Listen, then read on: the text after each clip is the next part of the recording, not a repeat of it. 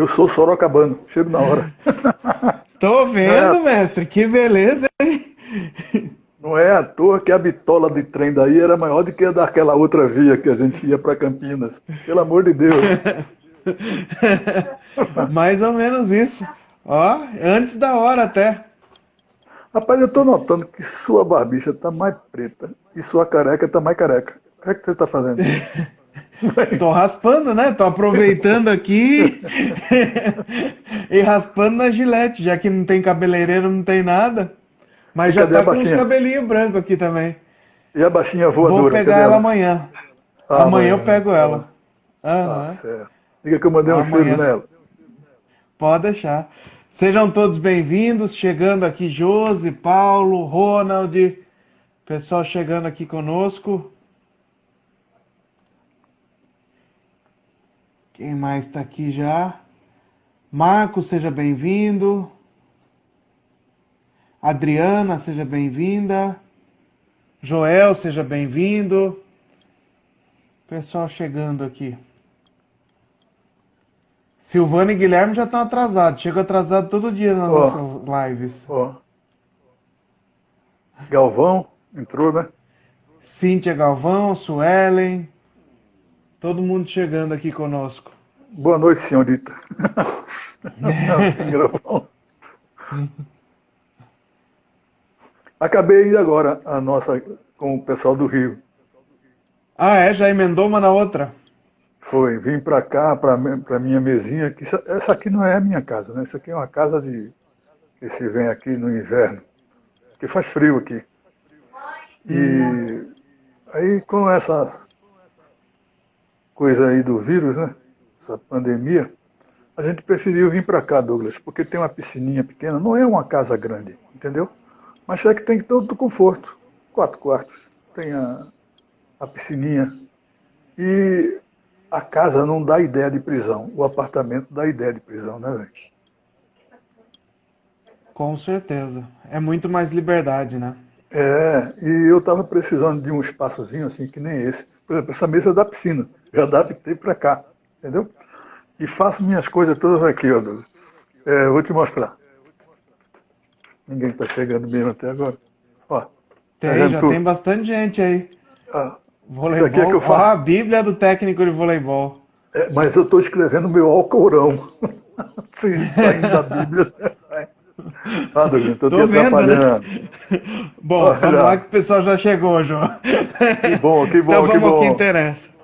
Vamos. Bom, boa noite a todos. Sejam bem-vindos, amigos do voleibol. É um prazer recebê-los mais uma vez. Esse é o projeto Resgatando a História do Voleibol para Sempre Moça, Lado B, desenvolvido pela Liga de Voleibol de Sorocaba e Região. E hoje estamos na nossa live de número 49 com o grande mestre Josenildo José Rocha de Carvalho, ou Josenildo Carvalho, ou simplesmente Jô.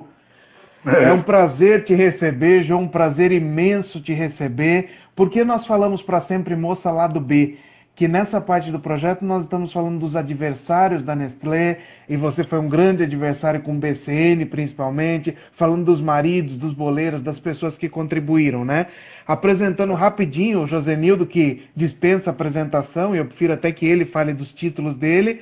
É um profissional muito competente, estudioso do vôlei mundial. Josenildo foi técnico da seleção brasileira masculina no início da década de 90, já treinou equipes como BCN, Osasco, Minas Tênis Clube, Banespa, e no Banespa ele formou Marcelo Negrão, Tandy, Giovanni, Maurício, Renan Dalzotto, entre outros. Jô, muito obrigado por ter aceito o nosso convite, muito obrigado por estar aqui conosco.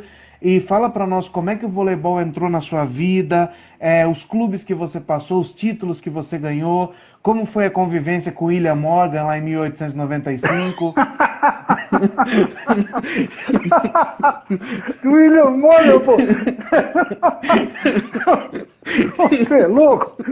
Você é louco, caramba. Eu já vi que essa live vai ser a melhor de todas. Eu tô vendo pelo começo. Falar do meu amigo Morguinha, meu amor de Deus. Vocês jogaram vôlei junto, você e o William Morgan, não é verdade? Jogamos na lama do dilúvio. Mais ou menos. Douglas, é um prazer meu estar aqui com vocês. Eu me sinto de casa porque nos últimos 2 ou 3 anos, eu tenho comparecido por uma gentileza de sua parte de nos convidar para os cursos, e eu me sinto em casa em Sorocaba, até porque eu tinha uma propriedadezinha rural em Porto Feliz, que é aí perto, né? Tanto que quando você me leva no aeroporto, eu fico chorando lá, né? Olha lá, Porto Feliz, pô. Então, é para mim um prazer grande e quero dizer a você o seguinte, ó, Douglas. Se eu tive sucesso na vida como treinador, porque título nem sempre é sucesso não, sabe, Douglas? Depende de como você conseguiu, né? Porque tem título que você não perde, os outros te deram, que você não ganha, os outros te deram. Poucos eu tive dessa qualidade, mas o que mais foi gratificante na minha vida é que eu fiz um círculo de amizade muito grande com treinadores do Brasil inteiro, sabe? Desde a época de jogador, que depois eles também foram, como eu, treinadores, e eles me assinalavam, tem jogador assim aqui, tem jogador aqui assim, em lugar que era mais desprovido, né, de condição socioeconômica, e eu levava para minhas equipes. Então, o meu sucesso foi não trabalhar só com um lado, trabalhar o lado B do meu trabalho, que é com os meus amigos para construir o meu futuro e o deles também, né? Com certeza. E como é que o voleibol entrou na sua vida, Jô? Como é que você começou? Saudando aqui a Silvana, que está conosco, a Karen Oi, Sil. conosco, Simone conosco, todo mundo te elogiando, já que seus alunos de cursos de nível 1, 2, 3. Opa, que bom. Eu estou entre amigos, então. Com Eu certeza. comecei a jogar vôlei por influência de meu pai. Ele jogava. E cada vez que nós trocávamos de casa, foram umas 3 ou 4 vezes, ele comprava o terreno da frente, onde desce uma quadra de vôlei. Para você ter ideia, aqui em Pernambuco, né? E tinha os campeonatos de rua, interbairros, que chamavam na época. E eu comecei com 13, 14 anos, completando o time. Sempre tinha um velho safado que ficava ou bêbado ou esquecido do jogo. Aí papai dizia, aqui não entra. Aí, Josenildo, vem cá, completa aí. E eu era peladeiro com eles na terça-feira à noite. Aí um dia, um treinador do Náutico foi lá assistir a nossa pelada na terça-feira. E olhou para mim, você não quer jogar no Náutico? Era perto da minha casa, assim, uns 2 quilômetros. E dava para ir de bicicleta. Eu digo, não, eu vou. Fui. Fiz boas amizades lá e ganhamos alguns campeonatos juvenis, isso anima muito. E com 2 anos eu era titular da seleção pernambucana, juvenil. E nesse segundo ano teve um campeonato em Bauru, na Cava do Bosque, não é esse o nome do ginásio lá? E Não, nós o Cabo fomos... do Bosque é Ribeirão Preto. Ribeirão Preto, exatamente. Bauru foi outra competição, bem lembrado. Bauru foram os Jogos de Escola de Educação Física do Brasil em 68.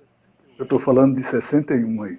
Então, quando estava lá em Ribeirão, eu aprendi a gostar da cidade, até porque tive um primo que jogava futebol lá no Comercial de Ribeirão Preto, né? Tinha o Botafogo e o Comercial. Ele jogava no Comercial, o Gel, ponta esquerda. É um que jogou no Palmeiras, ponta esquerda. Eu sei que você é palmeirense de coração. E você Nunca, jamais. Jamais. Me chama de Mório para você ver que eu te ponho. Mas aí, continuando, e fui e me convocaram para uma seleção adulta e meu pai não deixou ir, ó, que ia para o Mundial na Rússia, 62. Pai, não. Só que o cara não estava me chamando para eu ir para a Rússia. Ele estava me chamando para eu me enturmar, para quando chegasse na seleção juvenil, no estado saindo de Recife para lá, né? E o técnico era o Sami Mielinski. Eu não fui, porque meu pai não vai não, você é muito novo, papapá. Aí no outro ano eu comecei no Exército. No Exército eu jogava pelas equipes do Exército. E depois me transferi para o esporte, depois voltei para o Náutico, depois joguei em Alagoas, na Clube Fênix Alagoana, e aí começou a minha vida como treinador também. Porque eles não tinham grana para me pagar como jogador, me davam as equipes femininas para eu treinar, e aí podiam me pagar, porque o clube tinha disponibilidade para isso. E na época, Douglas, atleta olímpico não podia ganhar, não. Era por baixo do pano, porque quem ganhasse dinheiro perdia a condição de ser olímpico. né? Então não podia. E eu ganhava por baixo do pano. Depois eu tive uma passagemzinha rápida na Tchecoslováquia, quando eu fui fazer um trabalho lá, e gostei muito do que vi, aí me dediquei à vida de treinador. Deixei de jogar, né? Com 10, 12 anos de voleibol, eu parei. E, aliás, eu parei, não foi por isso não, eu vou ser mais sincero. Começou a valer, o bloqueio invadido está valendo. E para quem tem 1,80 m, um bloqueio do outro lado invadido significa que você ficou com 1,5 m. Então, eu não queria ficar só levantando, entendeu? Então foi assim a minha vida. Aí me deram uma seleção pernambucana, tive sorte, fui campeão brasileiro invicto, inclusive de 7, infantil feminino. Isso em 71. Aí em 72 já ganhamos outro título nacional também, com as equipes de Pernambuco sem trazer ninguém de fora, só treinando lá as menininhas, eu e o Ednilton, né? Que ninguém faz nada sozinho. Tem sempre alguém te ajudando e fazendo um paralelo. Depois aí começamos a revezar, eu ia um ano, o Ednilton ia outro, para poder pegar a categoria de trás e levar ela para o outro ano. Deu para entender? Então, isso foi um crescimento na vida da gente, né? E também com as equipes de Alagoas, tinha bons jogos com o feminino. No masculino a gente rodava muito, jogos bons era contra o Ceará, porque tinha um treinador lá, falecido há pouco tempo, chamado Zé Raimundo, conhecido como Zé Fuzil. Esse camarada era a maior biblioteca de voleibol do mundo, de uma única pessoa. Para tu ter ideia. Contando biblioteca de faculdade, não, mas de indivíduos, de pessoal, né? Biblioteca da pessoa mesmo. E ele deixou um acervo para a Universidade Federal do Ceará muito grande, o trabalho dele. E eu tinha amigos que jogavam também, né, com ele, o Paulinho, o Arnaldo, o Vitor. Então a gente era amigo, rapaz. A gente gostava de bola e cerveja, era bom. Você vê de Falando longe. em cerveja, sexta-feira à noite, nós dois batendo papo, só falta uma cerveja e uma mesinha de boteco, né, Jô? Já tô com sede, juro a você, velho. Tô com sede, tô com sede. Mas vamos lá? Vamos, né? Vamos. Legal, e daí quais os clubes que você passou como técnico, Jô? Deixa eu começar. Conta da sua passagem no Banespa, seus títulos no Banespa, onde você passou depois, antes. Tá. Eu vou começar adiante, que para mim fica mais fácil de eu me organizar, tá certo? O primeiro time que eu treinei foi o Náutico, que era meu time de origem, né? Tá certo? Aí ganhamos um pernambucano, aí eu digo, rapaz, não é que eu sou treinador? Eu acreditei nessa mentira. Aí, depois fui para o esporte, também ganhamos alguns títulos. E depois com seleção pernambucana estudantil, voltamos a ser campeão brasileiro lá em Brasília, e já não, em 75, e já não voltei mais para Recife. Fui fazer um trabalho em Manaus, onde em março de 76, quase um ano após, nós fomos em terceiro lugar com o time masculino, juvenil. Esse time não participava de campeonatos brasileiros antes, por aquela coisa, Douglas, o qualify era o zonal, sabe? E eles perdiam para o Pará. Aí eu falei com o presidente da federação lá, por que o senhor não cedia? Para que eu vou sediar? Vou perder? Disse, perder não, pode ser que o Pará perca para outro lá no zonal. A gente não vai para o zonal porque está sediando, né? Ele disse, e se o Pará ganhar? A gente faz com ele o primeiro jogo, só que eu vou para o zonal ver ele jogar. Foi o que eu fiz. Fui para o zonal, vi o Pará jogando, voltei, 3-0 para nós. Aí fiquei todo metido, né? Ganhamos do Pará. Ninguém disse que era bom parar com isso, eu fui embora. Aí depois recebi um convite para ir para Minas Gerais. Fui para o Minas Tênis Clube. E lá ganhamos alguns campeonatos importantes, né? O primeiro foi um vice-campeonato adulto brasileiro que foi disputado em Campinas, que era de uma semana todo mundo jogava, sabe, Douglas? Não era como agora. Era como uma taça, né? O brasileiro. Então, desde novo, você já bebeu a água de Campinas, é isso? Pô, sempre, Douglas, sempre. sempre. Olha, Campinas é comigo mesmo, cara. E não tem aquele negócio na praça lá. Bom, deixa pra lá. Aí, pessoal. Douglas, tem umas coisas que eu acho sensacional. Aí, as duas equipes que deveriam ficar entre quarto e sexto era Flamengo e o Minas Tênis Clube. Fizemos a final. Ganhamos, o Flamengo ganhou do Fluminense e nós ganhamos do Guarani, que era um puta time, Douglas. Era Vera Moça, Rita, Filó. A levantadora era muito boa, muito bem treinado pelo Pádua. O preparador físico era o nosso Risola. Enfim, era a melhor estrutura para se trabalhar. O voleibol de São Paulo, na época, era do Guarani. Tudo isso graças a essas pessoas que eu acabei de falar. A Macaca não tinha um time muito bom. Porque quem treinava a Macaca era... A Macaca é a Ponte Preta, você sabe, né, Douglas? Sim, sim. Ponte Preta, né? Aí tinha um senhor, que o nome dele eu me esqueço, mas ele era de Andorinha. Ele também era árbitro, Douglas. E ele vivia falando, por que você não vem morar em São Paulo? Não é que aconteceu? Ganhamos 2 infantos, inclusive invicto de 7, brasileiro. Juvenil, idem. Aí os paulistanos me convidou para ir para lá.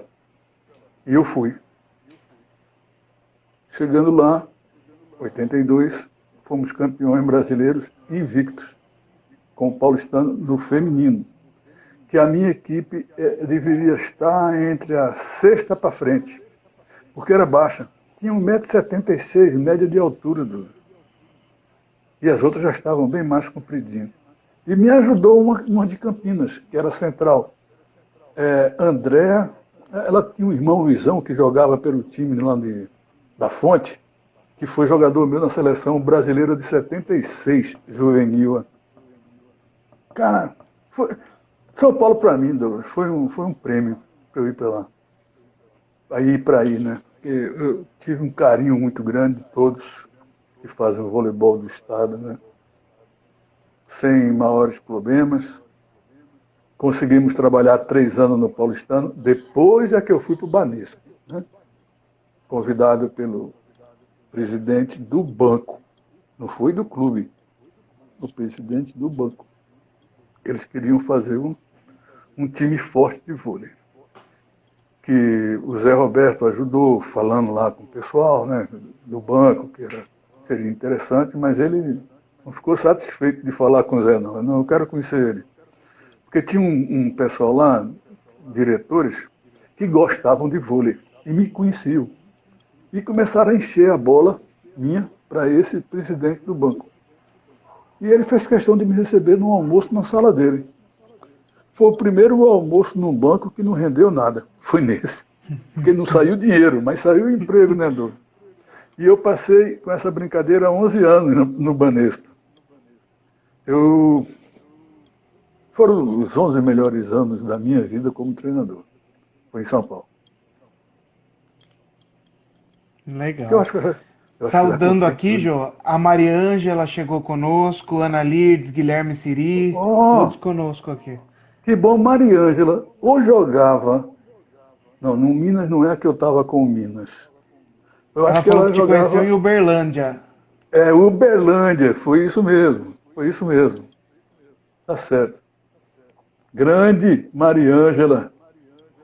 Essa menina, quem fazia muito o cartaz sobre ela, era seu Adolfo Guilherme. Ele dizia, você precisa ver essa menina jogar. Ela sabe jogar voleibol. Não é não, Mari? À beira da quadra, né? Adolfo Guilherme, um dos primeiros livros de voleibol. Foi dele mesmo. Com certeza. E daí, no Banespa? Os títulos que você ganhou, Jô, depois do Banespa, qual foi a sua trajetória? Olha, no Banespa a gente ganhou pouquinho. Pentacampeão brasileiro, né? Que na época era brasileiro, depois virou Liga. E quando eu fui embora, virou Superliga. Nós ganhamos pentacampeonato. Ganhamos 2 vezes o vice-campeonato mundial de clubes, né? Uma estrutura de 3 milhões de dólares ano contra 20 milhões de dólares, que eram os 2 times da Itália. E nas 2 vezes disputei com um time italiano. A primeira foi o Mediolano, cujo técnico era Doug Bill, e aí fizemos uma grande amizade, né? E a outra foi contra o Ravenna aqui em São Paulo, né? Que ganhamos na chave, mas perdemos o jogo final. Eu já respondi numa outra live. Como é que vocês ganham na chave e perdem na final? No dia da chave, nós sacamos muito bem, Douglas. No dia da final, eles sacaram melhor. Então, voleibol é assim. Existem 2 tipos de ataque, né, Douglas? Um com a bola na mão do levantador e outro sem a bola estar na mão do levantador. São essas 2 filosofias. Não vem ficar falando livrescamente, que não é por aí. A realidade é essa. São 2 situações só. E a gente só treina com a bola na mão, cara. E com saque e viagem, ela vai mais fora da mão do que na mão, né? Aliás, ela vai na contramão, não é? Mas a gente Com não veio falar certeza. disso, né? Vamos lá. É verdade. E depois do Banespa, Jô? Depois do Banespa, eu fiquei 3 anos, né? Fui para a Europa um pouco, olhar o que estava acontecendo por lá. Eu posso te dizer que não foi muito satisfatório o que aconteceu, ficar devendo. Eu não vou nem falar sobre o que foi, porque foi problema financeiro que a Itália estava atravessando mesmo. O clube que eu estava, né? E voltei para o Brasil. Quando eu voltei, eu estava no Jockey Club, né? Que tu sabes que eu adoro cavalo. Aí encontrei ali Coimbra e o presidente do BCN, ó, Dr. Grise. Aí aquele baixinho invocado, né? Ei, me chamando assim, sabe? Ei, vem cá, vem cá. Eu, quem é esse baixinho aí? Eu, quem é esse homem aí? Aí ele disse, é o presidente do banco. Eu estou correndo. Fui lá falar com ele, né? Aí ele disse, você se interessa de pegar uma coisa que eu não quero mais? Eu digo, meu Deus do céu, tem tanta coisa que o senhor não quer mais, né? Aí ele disse, olha, eu não queria mais Cacifábio voleibol. Eu fiquei muito desgostoso com o que aconteceu, o time foi campeão brasileiro, mas eu não gostei nada do que aconteceu, e esse homem que está aqui do meu lado, Eli Coimbra, Zé Silvério, ele está dizendo que o senhor sabe fazer formação de jogador muito bem. Já fez com feminino, já fez com masculino. Você não topa começar tudo de novo?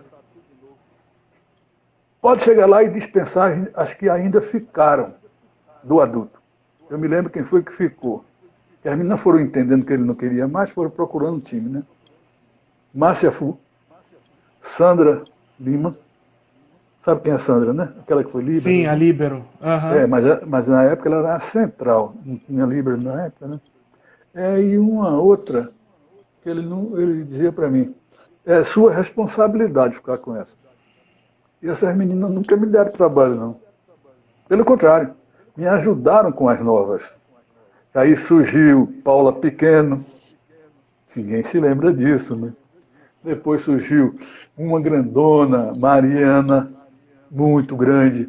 O time tinha dificuldade de andar e assoviar, sabe? Então eu precisava coordenar essas 2 coisas. Elas tinham potencial, mas sabiam fazer o gesto parada. Mas voltava para movimentar já era meio complicado, porque precisava ter maturação naquele trabalho, né? Passar mais o tempo.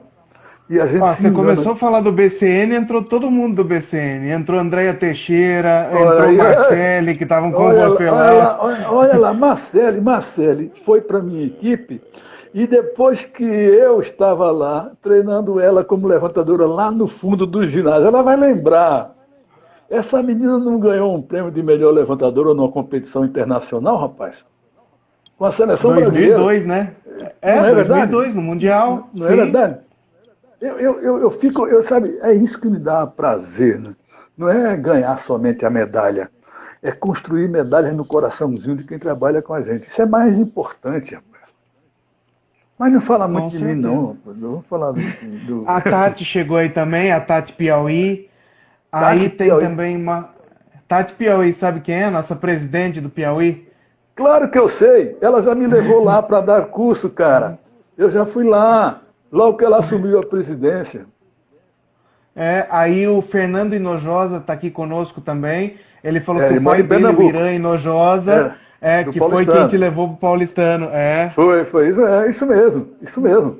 Aham. E eles são pernambucanos, né? E a família do Fernando era muito influente aqui em Pernambuco. A família penca forte, era representante dos usineiros, sabe? Um tio dele foi presidente do Instituto do Açúcar e do Álcool.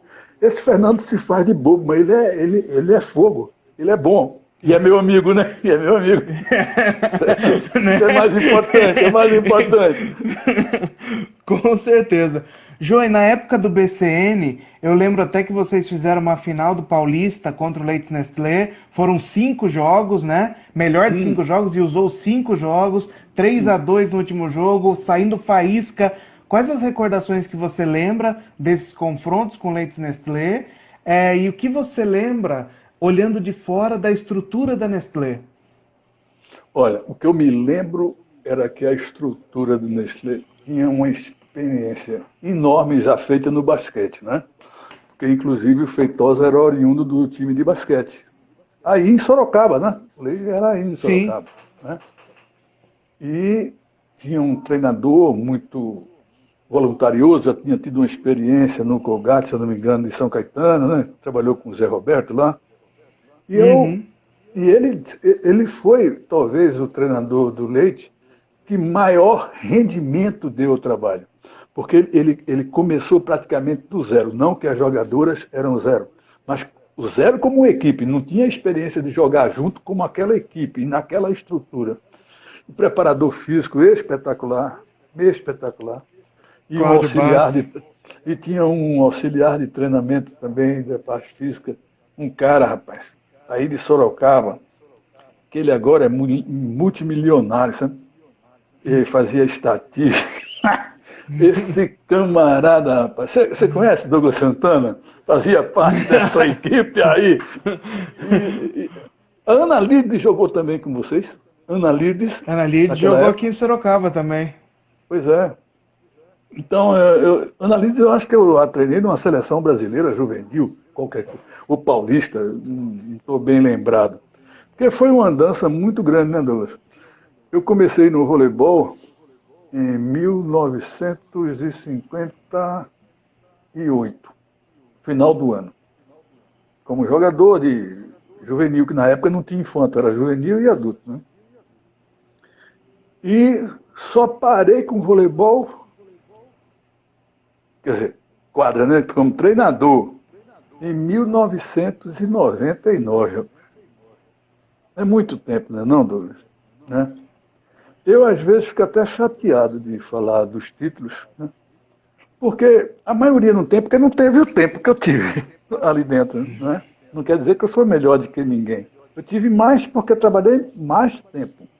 E quando você trabalha mais tempo, pode ser campeão brasileiro mais vezes, campeão pernambucano, campeão piauiense, né, Tati? Tem a opção de coisa que a gente pode conseguir. E eu fico muito gratificado de ter sido um dos primeiros técnicos bissexuais do Brasil, ou seja, trabalhava o masculino e o feminino. Calma, Douglas, masculino e feminino. Não ia falar nada, né? Mas quando você começa a mexer o olho de cá, eu lhe conheço. Então foi uma coisa assim. Douglas, eu não tenho que me queixar da vida em nada, você acredita? Nada. Tudo foi bom para mim, inclusive os problemas que eu tive a resolver. E consegui resolver. Até o Kid entrou aqui e já pensou besteira também, Jô. Não, esse daí é o concurso. Olha, o nome do cara é Gilmar, conhecido como Kit, que é uma forma sublimar de que desgraça, porque ele só sabia bater. Ele virou líbero, rapaz. Tu é doido? Ó, até Dalmir entrou aqui agora, ó. É Dalmizão, tudo bom, meu velho? Coisa boa estar sendo essa live. A gente está conversando. Eu acabei um agora que não foi conversa, foi porque a turma. Eu nunca dei um curso no Rio, tu acredita, Douglas? E eles são ansiosos por isso. Aí quando começou com esse negócio de live, aí foi ficando. Então é um diálogo ótimo, porque eles conhecem de vôlei. E o diálogo entre nós foi perfeito. Para mim, né? Não sei o que é que eles pensam. Mas eu achei muito bom. Mas é diferente dessa que tem aqui agora. Né? Por quê? Aí foi minha pátria. Aí foi minha pátria. Não é verdade? Com certeza. Eu passei Mauro mais Câmara tempo do em São Maranhão Paulo. chegou agora aqui também, te mandando um Hein? abraço. Mauro, o árbitro. Mauro Câmara. Aham. O nome dele todo, você sabe como é que é, não? Não. Eu depois te digo. É o sobrenome do presidente de lá, que eu esqueci aqui agora. Como é? É Mauro Câmara e o nome o sobrenome do presidente de lá. Que os dois são bem amigos. E é verdade, são muito amigos mesmo. E o Maurinho é cria. Maurinho é cria. Não minha, do voleibol nordestino. Maurinho é. Ó, e a Andréia Teixeira está perguntando se você queria que ela fosse líbero. Rapaz, quando ela me disse que queria, eu fiquei meio preocupado, né? Mas ela tinha um problema no braço que tinha que se resolver como líbero. E ela foi uma das melhores líberos desse país. Ela começou a vida dela de líbero, eu acho que foi comigo, não foi com outro. Porque foi eu chegando e a lei de líbero está sendo atuante, né? Então, e ela, ó, Andréa era uma jogadora que gostava de treinar. Difícil você encontrar em mulheres isso. Gostar de treinar. O jogo para Andréa era apenas um detalhe. Ela se doava ao treinamento. E se eu não disser isso, o Kid vai querer me bater, então já expliquei, né? Tá me ouvindo bem, Douglas? Tô. Mas não deixa o homem é ele grande, ouvir. cuidado. O homem é grande. Ele me acompanha aqui pelo Nordeste, ele e Marcelo Negrão. Eu estou num curso eles chegam, eu chamo para eles irem para lá e eles abrilhantam, como são os que chegam nos teus cursos aí, né? O pessoal que foi seleção ou foi jogador renomado, quando vem com a gente, não ajuda a gente, né, no curso, Douglas. É uma coisa muito boa. Obrigado, Kidão, André. Com certeza. Isso aí. Joey, você lembra desses confrontos do BCN Nestlé em 98, na final do Paulista? Dos 5 jogos, um pega para capar? Eu lembro. E eu sei que um dos cumes que eu achei que ia ganhar aquele campeonato foi no jogo em Jundiaí, ó, que nós metemos 3-0. O Leite não viu nem por onde passou a bola, porque a principal jogada de ataque era aquela chutadíssima na ponte com a Denise e ela batia aquela diagonal curtíssima. Eu mandava fechar ali, fechar acolá, fechar ali, fechar acolá, mas não acontecia, porque ela era uma jogadora excelente. Para o jogador excelente, não perca seu tempo, vai marcar os outros, porque esse é imarcável. E a Denise estava espetacular. Esse jogo, ganhamos. Aí eu digo, agora, né? Lê do engano. Perdemos outros jogos. E deixamos de ser campeão. O campeão foi o Leite. Um excelente trabalho do meu amigo Negão. Isso aí. Joey, você como um grande estudioso da história do voleibol, né? Qual você acha que foi a maior rivalidade do voleibol feminino? Leites e BCN na época ou Rio e Osasco BCN hoje? Rapaz, antes era uma rivalidade, né, técnica, de jogo. Já o segundo caso virou meio uma rivalidade, quase briga pessoal entre algumas pessoas que estavam no comando, né? Ficava uma coisa mais difícil. Eu não gostaria de estar falando isso, mas isso é o que eu penso e acho que foi verdade, né? E que aquilo até nos assustava, porque a inflamação era muito grande das meninas, né? Eu digo, daqui a pouco vai sair um lance aí como Cuba e Brasil, naquele jogo de pancadaria. Mas elas tiveram um comportamento muito mais saudável. Não entraram na briga, entraram no jogo. Aí o voleibol ficou bom, quando eles esqueceram isso. Foi perfeito, foi perfeito. E eu tenho a dizer, Douglas, que eu aprendi muito com aqueles jogos. porque havia forma de jogo completamente diferente que o que se fazia no começo dos anos 80, sabe? No feminino. E eu pude traçar um paralelo e escrever algo sobre isso. Muito bom. Legal, Jô. E você que passou tanto pelo masculino como pelo feminino, quais as principais diferenças e dificuldades em dirigir o masculino e feminino? Eu posso falar mesmo, Douglas, como eu falo quando tá eu e tu sozinho naquela pizzaria. Quer que eu pegue a cerveja? Se quiser, eu já pego uma long neck. Douglas, escuta, se tu já ouviu isso umas 200 mil vezes na minha cabeça. Quando você estiver trabalhando com homem, trate que nem bicho. O que é tratar como bicho? É desafiando o cara. O homem gosta de desafio. E quando você tiver uma equipe feminina, trabalhe como se ela fosse homem. Ou seja, dá uma rotaçãozinha a mais ao sentido de competitividade no masculino, porque o sentido de competitividade nos homens, ela toma áreas até de agressividade, mesmo que não haja o confronto direto. E a mulher, ela dá a unhada e tira. Não pode ser dessa maneira. Tem que dar a unhada e olhar, né? E elas aprendem a fazer isso com uma sutileza que eu vou te contar. Outra coisa, né? Mulher adora treinar defesa. Homem adora treinar bloqueio. Não é? E ambos têm razão. A força do homem bota mais de 140 quilômetros no ataque.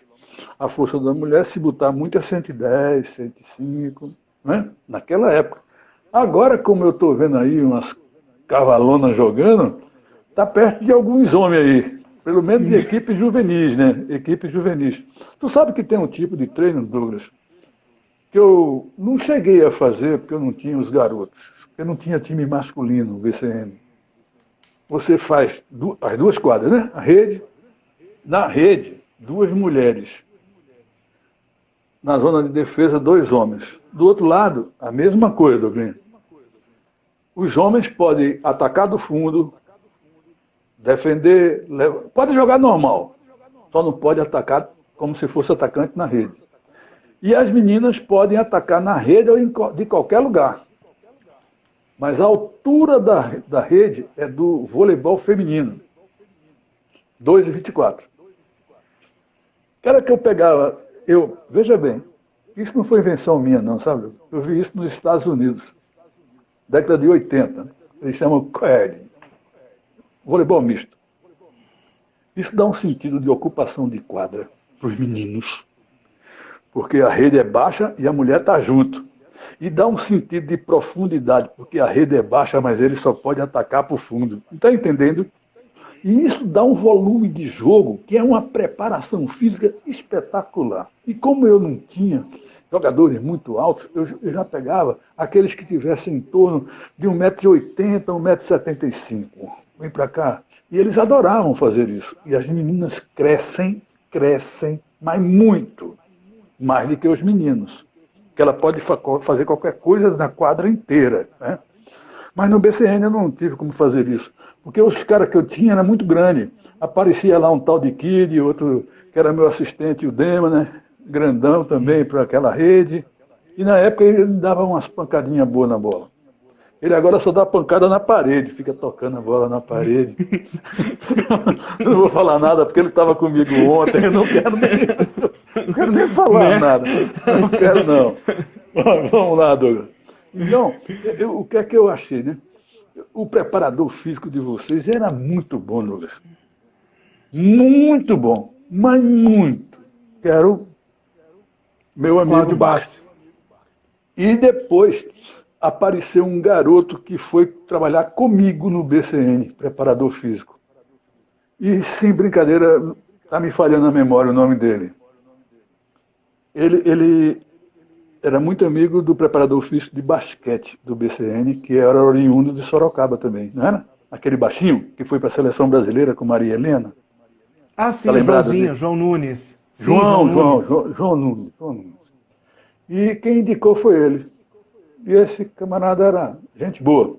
E ele tentava fazer o melhor, mas havia alguns problemas se tornaram insolúveis.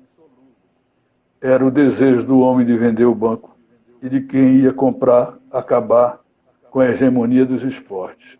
E decidido por trocar tudo que era treinador. Saiu eu e meu grupo, e saiu do basquete Maria Helena e o grupo dela. E nunca mais o BCN pôde desfrutar daquele ambiente, né? Teve time bons depois, tudo bem. Mas aquele ambiente foi o que melhorou o que foi deixado no Guarujá. Foi em Osasco que começou aquilo. Lembra disso, Douglas? Que era no Guarujá, Lembro. depois foi... Lembro. A grande rivalidade começou no Guarujá, né? Exatamente. Acho que na final da Superliga 95-96, com o N Figueiredo, depois o Figueiredo Pinheiro, né? Isso. Exatamente. Aí depois veio para Osasco. E quando chegou em Osasco, eu fui contratado no dia 1º de maio. Tu acredita? Tu já viu ninguém ser contratado no dia 1º de maio? Conheci o Gris, né? Aí ele, você precisa ir lá, e estava perto do dia 1º de maio. Aí ele combinou lá com o supervisor, um senhor, por sinal, uma maravilha, um ex-jogador de basquete, amigo dos meus amigos, o cara, gente boa. E ele disse, você pode vir no dia 1º de maio? E se as meninas vão? Aí ele disse, e você já assinou o contrato? Como quem disse, você não assinou e já quer dar treino? Aí eu disse para ele, se tiver essa chance eu gostaria. Porque eu já ia conhecendo as meninas, né, quem eram, né? Porque na época eu tinha passado 3 anos sem assistir muitos jogos. 1 ano e meio eu passei fora do país, depois fiquei mais em Porto Feliz criando cavalo, galinha, porco, essas coisas. Cachorro. Fazia qualquer negócio, cara. Fazia qualquer negócio. Melhor parar no cachorro. Vamos pra próxima. Calma. Não se esqueça que nós não estamos na pizzaria. Fica tranquilo. É verdade. Jô, o Guilherme Siri contou uma história pra gente que no Banespa você oferecia as suas luvas na época, que era uma premiação, para manutenção das categorias de base. Então você falava, não acaba com as categorias de base, eu banco com as minhas luvas as categorias de base. Como é que foi essa história, Jô? Foi o seguinte, o Banespa começou naquele processo de... vai fechar, né? Vai fechar, muito processo político, porque veio da antecedência de Brescia, e depois com aquele que é de Campinas, o Quécia, né? Que deu muitos problemas no banco, Aí quando chega um dia, um dos diretores disse, Jô, eu vou acabar com as categorias de base. E eu era o supervisor de todas as categorias, né? Aí eu disse, não vai acabar nada não. Pensando eu que era algum problema com algum técnico, algum pai que foi reclamar alguma coisa, filho de diretor de banco, tu sabe que diretor de banco tem dinheiro, né? Fico, peraí. Mas o que foi que houve? Não, é que eu vou acabar porque não tem orçamento. Aí eu perguntei pro cara que fazia as contas lá. Tá, pega minhas luvas aí, eu fico sem receber as luvas. E graças a isso, muita gente, Douglas, continuou o trabalho no Banespa, que depois foi para São Bernardo, né? Lembra disso? Lembro. Santander, daí virou Santander. Isso, Santander, São Bernardo. A base foi mantida com aqueles garotos, com o Álvaro, aquele treinador que eu chamava de meu Japinha, né? Meu Japinha, que ele parecia um japonês. Né? E foi assim um ambiente muito bom entre a gente. E ali é que foi o ponto que eu disse, cresci. Tem problemas que a gente não pode resolver, Douglas. E esse foi um que eu não pude resolver, cara. Mas deixei, e com o dinheiro que eu deixei ainda ficou com a base 2 anos. Porque isso é que é importante, você deixar sempre base.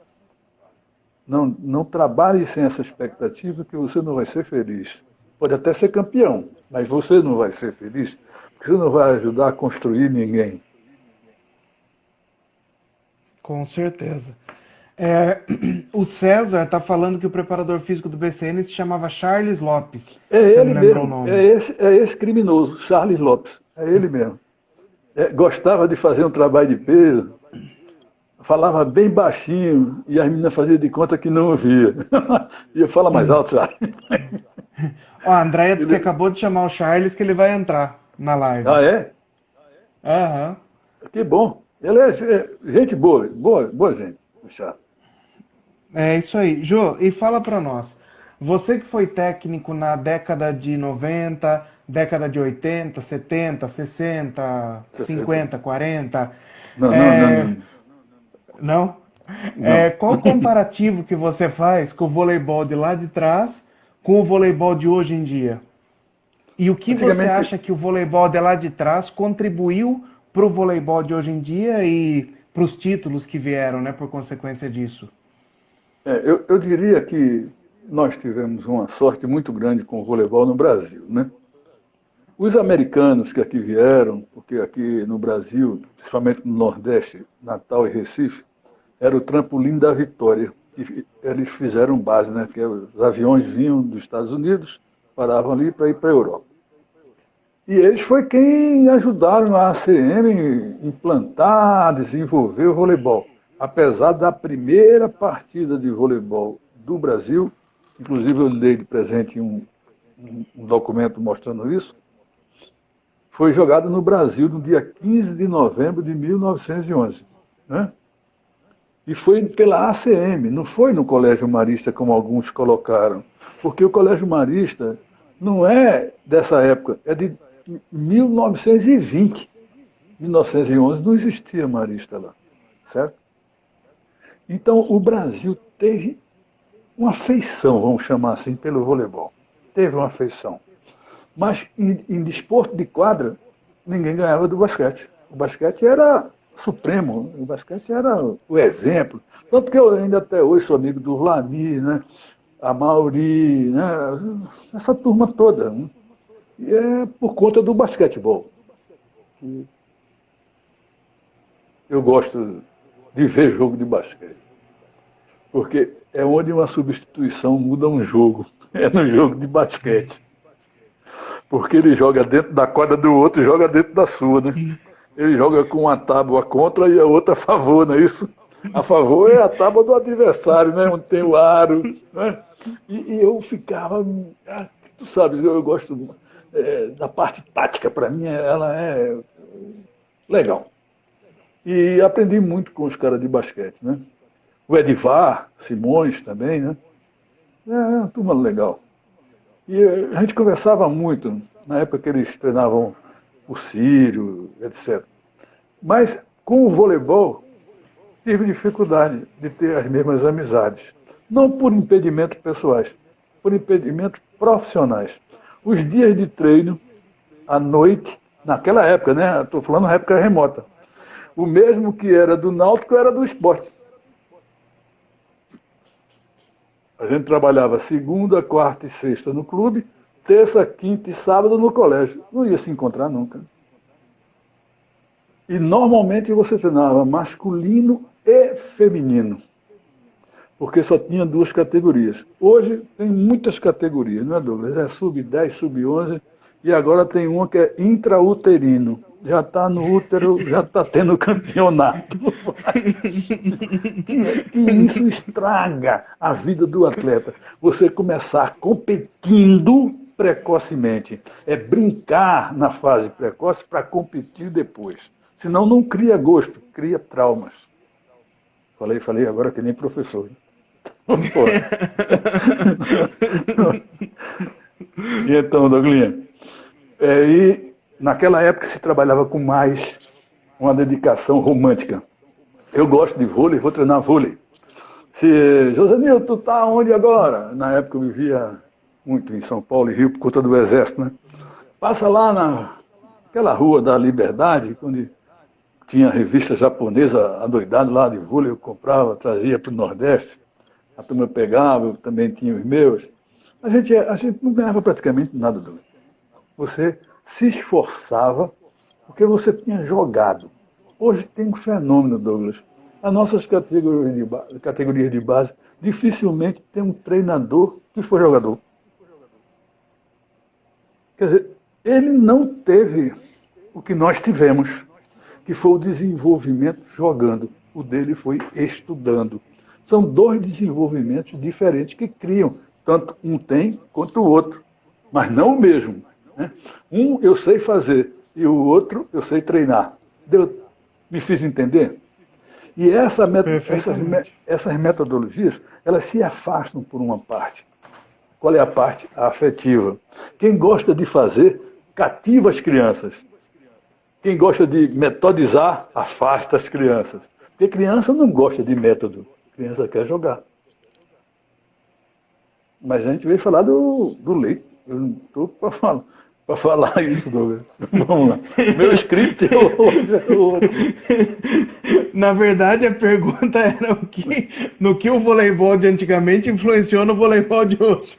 Pois é, o que fez foi, por exemplo, uma pessoa que nem eu, com 75 anos, e você assiste nossas aulas, você vê como a gente vai num pique legal. Faz 5 anos que eu te conheço e faz 5 anos que você fala que tem 75 anos, mas tudo bem. Não, isso foi no dia que você me encontrou com o Morgan. Eu te falei isso.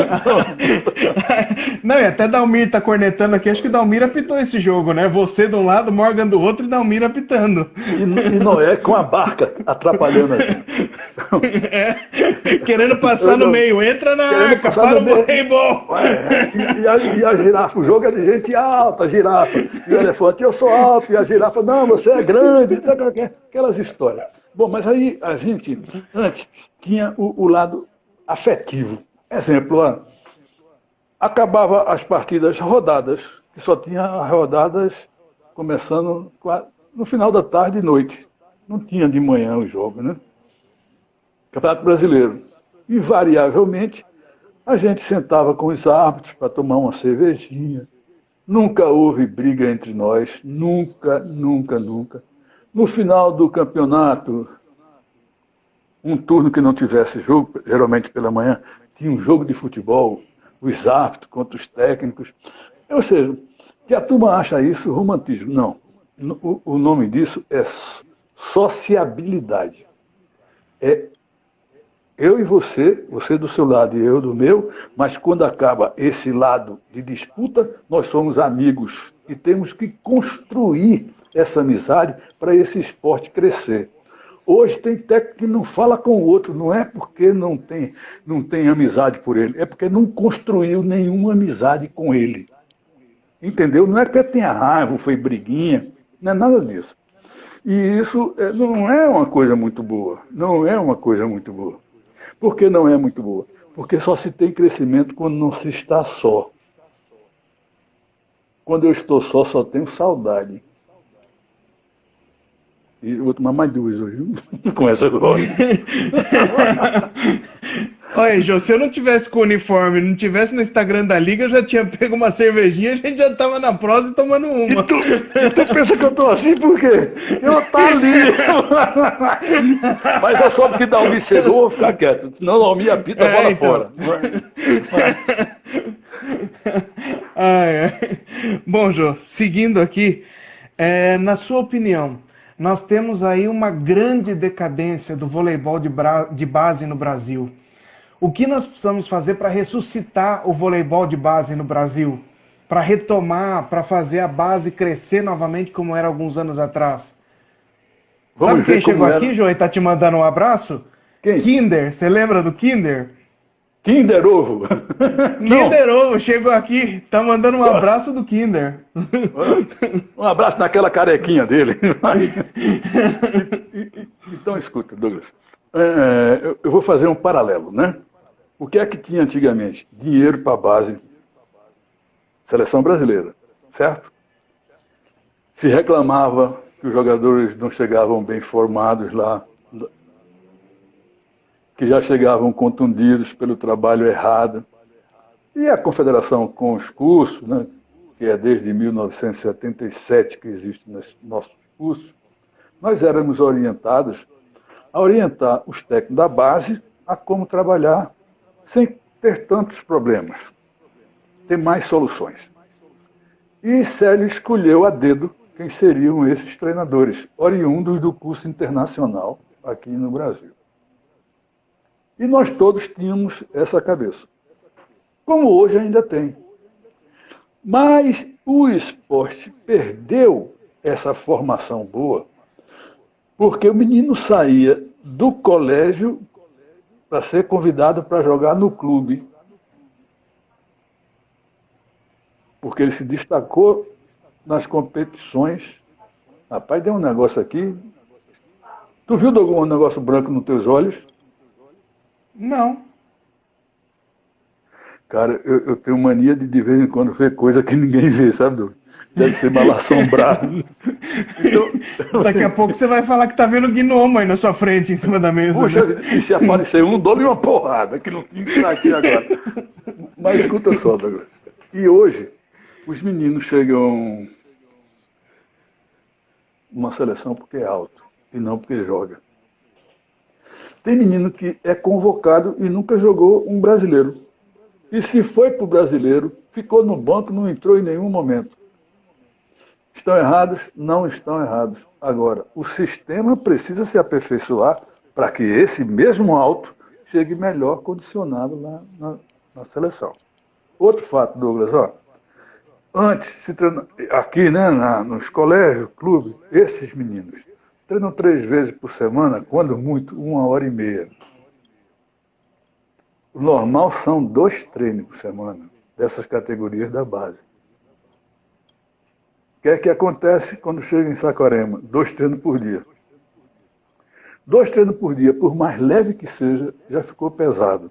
Porque eles não são acostumados com esse treinamento no mesmo dia, né? 2 treinos no dia. Ou seja, o seu tempo de recuperação antes era 24 horas para quase nada. Agora é muito pouco para quase tudo que é dado porque eles precisam. Não estou criticando o que foi feito. E isso hoje já não está acontecendo com muita facilidade. Não tem mais clube, Douglas. Não é porque nós somos amigos que eu vou falar o que eu vou dizer agora. Para mim, me encanta que exista uma liga sorocabana de voleibol. Porque vocês já perceberam, porque vocês não são doidos. Doido aqui sou eu. Por favor, não tome isso de mim. Vocês estão construindo o voleibol de São Paulo com outra metodologia. Qual é? Competição gerando outras coisas. Antes era outras coisas gerando competição. Ou seja, quanto vai ter de patrocínio, quanto vai ter... Deu para me entender, Douglas? E na base não dá para fazer isso, porque ninguém tem dinheiro para base. Por quê? Base não vende nada. Base é tudo, mas não vende nada, não atrai ninguém. Nem o próprio técnico, né? Porque o técnico da base não aparece. Quem aparece é o técnico do alto rendimento. Por isso que todo mundo quer estar lá em cima e ninguém quer trabalhar lá embaixo. Porque é o cara que nunca vai ser notado, é o primeiro a ser demitido. É verdade. A qualquer economia de um time, Douglas, acaba a base. Aquele como nós começamos a conversar. Aí eu digo, você é doido, Sim. Rapaz. Nós passamos 12 anos aqui incentivando isso. E agora vai acabar? Não vai acabar. Pelo amor de Deus. E isso tem sido o grande problema. Que isso, veja bem, isso aconteceu no Banespa, Douglas, que era a maior estrutura financeira, social do voleibol brasileiro. Era ali. Nunca faltou dinheiro para nada. Não era que a gente esbanjasse, mas nunca ouvimos um não. Talvez, vamos diminuir um pouco. Mas nós tínhamos convênio com bons colégios, para os meninos estudarem, só treinavam uma vez do dia as categorias de base. Hoje a base está treinando muito e estudando pouco. E é interessante, sabe, que os meninos estudem. Jô, espera aí que você vai cair. Tá? Segura aí na cadeira que você vai cair. E não é nem a cerveja, é o Instagram. Tá certo. Eu vou abrir uma outra live, tá, Jô? Tem muita gente aqui pedindo para abrir outra live, que o assunto está muito interessante, aí já retomamos daqui de onde paramos. Eu já vi que a turma gosta de sacanagem, Douglas. Vamos nessa. Ah, com certeza, imagina que não, só tem corneta aqui. Bom, Jô, vamos retomar então. Nós estávamos falando da categoria de base. É verdade. Né? Pode continuar seu raciocínio. Então, antes, a categoria de base era nas escolas que tinha triagem, sabe, Douglas? Que era a formação primeiro do time da classe, depois o time do colégio, e quando nessas competições que duravam uma semana ou duas nos estados, é que os técnicos de clube iam convidar essas pessoas para jogar no seu clube. Aí os clubes foram se acabando. O que foi que aconteceu? Achava-se o talento, mas não tinha lugar para o desenvolvimento dele. Esse foi o grande problema da base. E até agora nós não aprendemos a lidar com isso. Eu tenho até receio, Douglas, de falar isso com as pessoas, porque eu não sei qual é o antídoto ainda. Porque às vezes, você me conhece, às vezes eu estou falando um negócio, entra um cara aqui, que ele me dá aquele start para um negócio que eu jamais imaginei que poderia ter aquilo. E eu vou ver, o cara tem razão mesmo. Não é? Quer ver uma coisa? Por exemplo, qual é a altura média do brasileiro? Homem, é 1,73 m. Qual é a altura mínima desejável para um jogador de vôlei? 1,85 m. Mínima, 1,85 m. Que jamais será meio. Tá certo? Com certeza. Sim. Então, para meio, põe 2 metros aí hoje em dia. Não é verdade? Então, isso não já cria um problema que nós chamamos imputável. Não é nada como não pagável, mas é imputável. Porque fica uma confusão na cabeça de todo mundo. Porque voleibol não é um jogo de gente alta. É um jogo que pode decidir com gente alta, mas só gente alta não resolve time nenhum. Está aí os resultados do Brasil, né? Nós somos há 20 anos o rei do ranking, rapaz.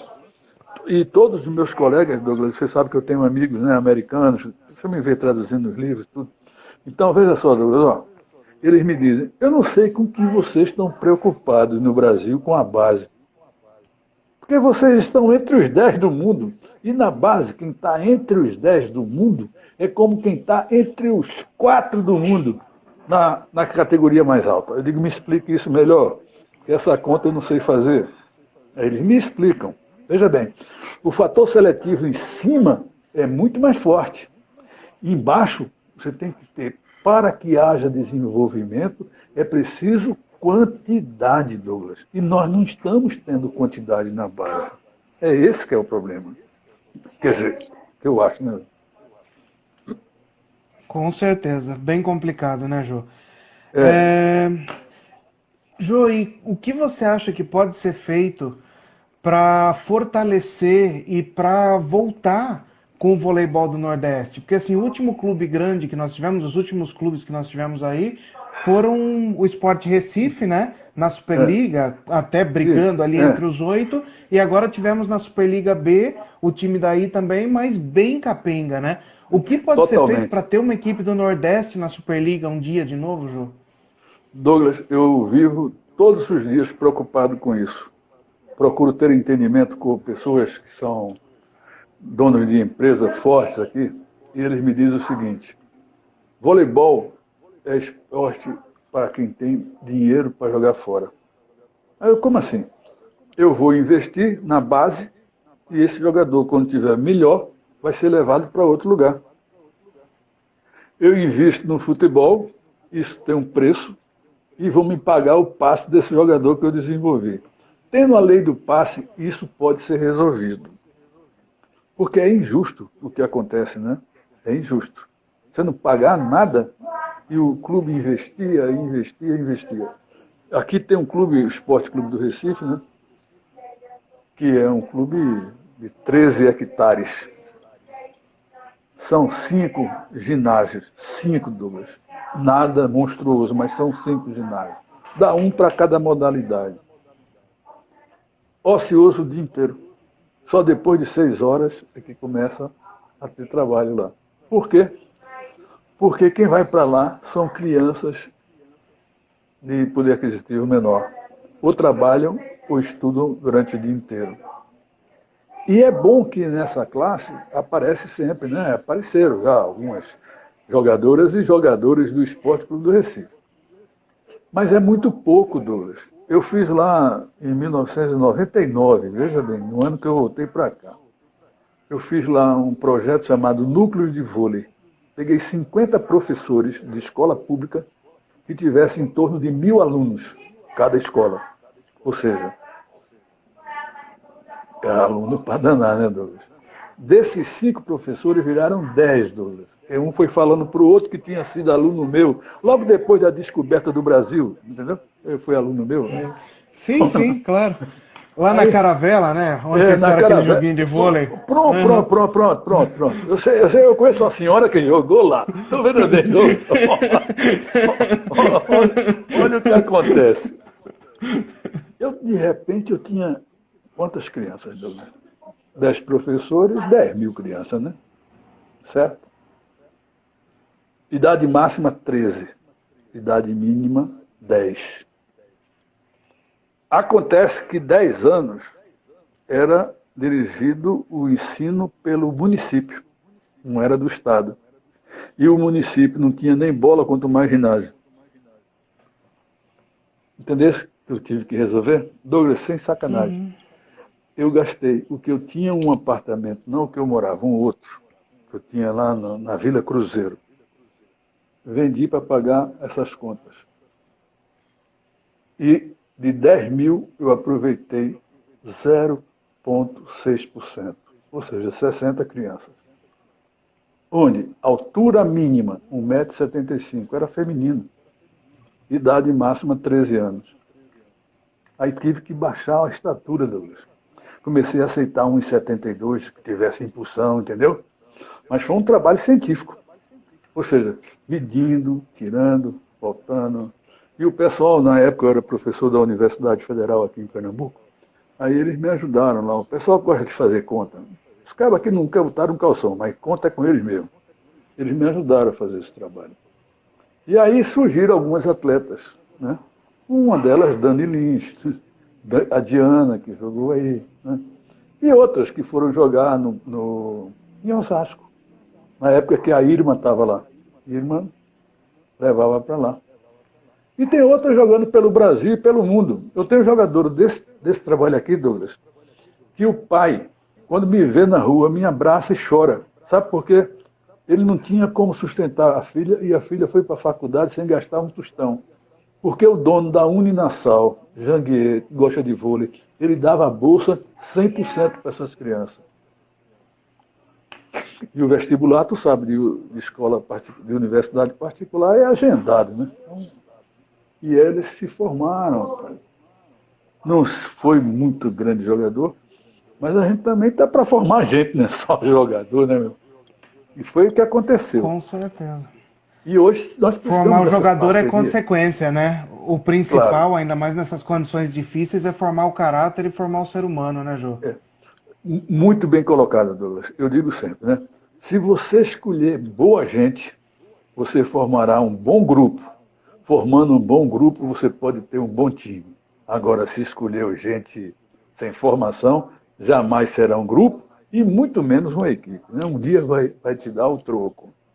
Eu acho isso, né? Não sei se isso é bem uma verdade para todos, mas eu fico muito contente de poder dizer para você que eu continuo entusiasmado com a base. Até porque quem precisa de mim é a base. O que é que a base precisa do seu treinador? Experiência. O que é que um time o top 10 do mundo precisa do seu treinador? Que ele arrume as coisas para o treino funcionar. Quem faz tudo não é ele. E quando é na base, quem faz tudo é o técnico. O técnico é quem diz se o trabalho vai dar certo ou não na base. A sua característica pessoal. Com certeza. Jô, saudando a Renatinha, chegou aqui com a gente também. Colombo? Renatinha Colombo? A canhota? Não, a canhota, Colombo. A moreninha, do Rio. Não. Que jogou na Nestlé aqui também. Ah, tá, certo. Lembrei dela, lembrei. Tá todo mundo bem, né? Todo mundo com saúde, vai. Diga, Douglas, eu atrapalhei você. Com certeza. E o Siri tá perguntando, tá pedindo para você contar como é que o Marcelo Negrão começou no voleibol. Como foi o início do Marcelo Negrão no voleibol? O Marcelo é aquele produto da melhor qualidade. O pai era um bom jogador de praia, mas ninguém chamava ele para jogar na dupla. Deu para entender que ele não era tão bom assim, né? O apelido dele era Mão, porque a mão dele dava para colocar o Brasil inteiro na mão dele que cabia, né? Uma mão muito grande. E ele começou, veio para Pernambuco com 2 anos de idade, o pai o trouxe, né? na praia, o pai treinando ele desde pequeno, com a bola, lançando, exatamente como deve ser a iniciação. Alguém deve lançar para o outro aprender, e não os dois tentarem fazer. Isso na praia, e com a vontade de jogar, e o Marcelo começou a participar dessas coisas. Eu não o conhecia e pouca gente o conhecia. Aí, quando aconteceu, eu não sei se você lembra dele, tinha um treinador carioca que trabalhava no Banespa, Afonsinho. Aí Afonso chegou para mim, Jô, tem um menino lá em Pernambuco que a Pirelli está doido para levar. Eu disse, doido para levar o quê? O menino de Pernambuco, mas eu estou aqui fazendo papel de quê? De lesa. Aí liguei para o diretor do clube, né? Diz quem era o técnico dele? Paulo Coco, que era jogador e dava treino para ele no colégio e no clube. Aí, tudo bem. Fui lá, Campeonato Brasileiro Infanto, ele disparadamente o melhor jogador, mas envergado que nem pau de dar em doido, sabe? Sem estrutura física legal, nada, mas também decorrente do crescimento dele, né? Aí conversamos com o pai dele e torcemos para São Paulo. Com 7, 8 meses de trabalho, talvez um pouco mais, talvez um pouco menos, Douglas, ele já podia jogar no juvenil, né? Tamanha a base que ele teve com o pai, jogando a bolinha, como a gente vê no filme americano, né? Como é que o menino aprende a jogar o beisebol? Né? Pegando a bola e o pai lançando a bola devagarinho e ele pá. É a mesma coisa. E o Marcelo foi uma das coisas que mais me chamou a atenção. Porque quando eu trouxe ele, ele tinha 16 anos. E eu tinha por hábito não trazer ninguém com menos de 18. Mas o pai dele disse, não, vai com você, está tudo certo. Aí, tá bom. Aí Marcelo já veio ganhando um dinheirinho, a casa lá, morando lá no alojamento mesmo do clube. E o Siri deve se lembrar disso. Agora pergunta para o Siri quem botou esse apelido nele. Ele já falou aqui na live que foi você. Ele já falou. Por quê, João? Porque ele andava de costa, é isso? Não, ele era esquisitinho quando era pequeno. Ele era tão esquisito que o Imai queria fazer dele um levantador, cara. Não estou te dizendo. É todo cara esquisito, o cara quer fazer levantador, né? Pra lá, pô. Mas ele é uma pessoa boníssima. E a irmã dele foi minha jogadora na seleção paulista, Silvana Cole. A família é com o Josinho. É tudo do Josa. E eu adoro ele. Silvana foi uma... Na época da Nestlé, Silvana foi uma mãezona para mim e para todas as meninas aqui da Nestlé, né? Uma pessoa que eu amo demais também. A Silvana... Tá aqui conosco. Quando cheguei, tá aí também, né? Eu estou falando na seleção juvenil de 82 ou foi de 83. Foi o ano que eu cheguei em São Paulo. Eu não sei se logo em seguida eu peguei, eu só fui em 83 o juvenil. Né? Mas a Silvana era... Ela era titular da Pirelli, rapaz. Ela treinava com Pedro. Aquele Pedro Japa. Você lembra dele? Nacal. Pedro Nacal. É, Nacal. Então ela já... Pronto, essa nasceu para jogar vôlei. Você se lembra do tamanho das pernas dela, né? Sim. O quadril dela ficava debaixo do queixo. De tão grande que era a perna dela. Então... Silvaninha, eu tô brincando, Silvana, não me xinga. Olha lá o Dalmir falando que tá faltando uma garrafa de uísque nessa conversa toda. Duas. Tô mais não, Douglas. Douglas, eu já te contei, né, Douglas? Mas eu vou agora dizer para o Brasil, que eu acredito que essa live será uma das mais assediadas, né? O pessoal vendo. Vai completar 5 meses que eu não boto um cigarro na boca do Lenha. Caramba. 5 meses. E não estou sentindo a menor falta. Agora, eu não posso me vangloriar disso. Porque eu não deixei porque quis. Deixei com medo. Porque disseram que, para quem fuma, esse bichinho que está matando gente aí, acaba com o cara primeiro. Foi por covardia de morrer. Eu digo, não vai levar eu assim, não, velho. Parei mesmo. E, Douglas, hoje eu fumo a virtude de estar no sol. Eu sinto cheiro das coisas, é isso que eu quero dizer, tá? Que Maravilha. beleza, hein? Eu Demorou, não mas sei. aprendeu, né? Não, e depois o que vocês me xingavam entre as linhas, aqui não pode fumar, por que não para de fazer essa porcaria? Aquilo me deixava irritado, pô. Mas aí, Isso quando você pedia para eu comprar cigarro, eu esquecia, né? Só para você não fumar. eu não sei disso. A minha sorte é quando chegava aquele batata, chegava lá, o batata arrumava. Clóvis. Clóvis, ou tinha um aluno que fumava. Aí eu digo, tu mesmo. Mas agora eu não tenho. Mas eu tenho cheiro mesmo é de suvaqueira, de cigarro não tem mais. Não tem mais, não tem mais. Não, não mesmo. Mas, Douglinha, tem uma coisa que, da época nossa, do tempo atrás, né? Tu sabe qual era a maior dificuldade da gente? Era namorado, ó, Douglas, das meninas.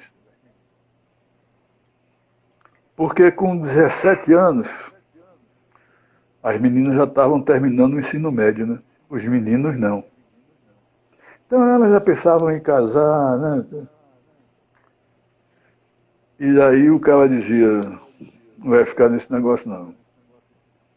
Raramente era um jogador. Elas não se relacionavam bem com o jogador, não. E os meninos deixavam de jogar mais cedo porque precisavam trabalhar. Porque aqui no Nordeste, filho de mediano para baixo tem que trabalhar depois do 15 para poder sustentar a família, né?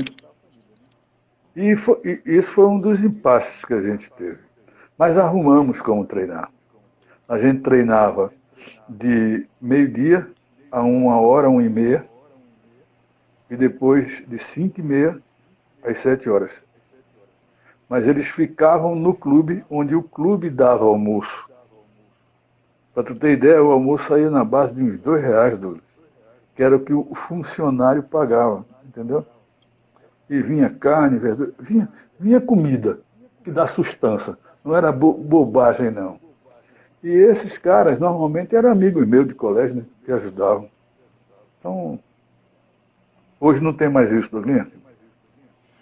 As crianças, quando estão ali, por que eu vou fazer isso? Entendeu? E se for alto, já aparece um empresário, pode deixar comigo. Aí foi que danou tudo. É complicado. Sabe quem chegou aqui agora com a gente, Jô? Rodrigão. Aquele Rodrigão? Aquele Peraí, Rodrigão. O central de Recanto Maestro? Aquele que estava em Recanto Maestro. Então, isso. Lá na fundação, que lá tem na história. Fundação Antônio Meneghetti, né? Meneghetti. Lá em Restinga Seca. Restinga Seca, do lado de Santa Maria. Isso aí. Faz tempo, hein? Faz tempo já, né, Douglas? 2018, né, Jô? É. Cara, 2018, maio de 2018. Eu estou sentindo, Douglas, assim, ó. A coisa que mais demora a passar é o dia. E a coisa que mais rápido passa é o ano. A gente, quando vê, está no final do ano. O dia demora. A gente, quando vê, rapaz, já estamos na metade do ano, Douglas. É brincadeira. Com certeza. Na verdade, nós vivemos janeiro, fevereiro e começo de março. O resto foi tudo final de semana, né? É verdade. É verdade, é verdade, é verdade. É verdade. Infelizmente. Bom, João, voltando para coisa séria. Nosso voleibol hoje se encontra numa situação muito difícil com essa pandemia, né? Sesc Rio masculino já acabou, SESI masculino já acabou, Ribeirão já acabou, outros times aí quase no final. CBV perdendo patrocínio, muito está se falando aí que a Gol vai sair fora, né? E ajuda muito a Gol, que dá passagem para os clubes. Qual você acha que vai ser o futuro do nosso voleibol e como salvar o voleibol pós-Covid-19? Douglas, o mundo inteiro gostaria de saber o que fazer depois desse troço ter acometido a gente. Porque o gafanhoto chegou primeiro com o vírus. Agora é que ele veio acabar com o resto, né? Tu tá sabendo das histórias do gafanhoto, né, Douglas? Que estão invadindo o Brasil. Rapaz, está assustador. Está assustador. Bom, nós ficamos muito dependentes de empresas patrocinadoras e com pouquíssimas empresas parceiras.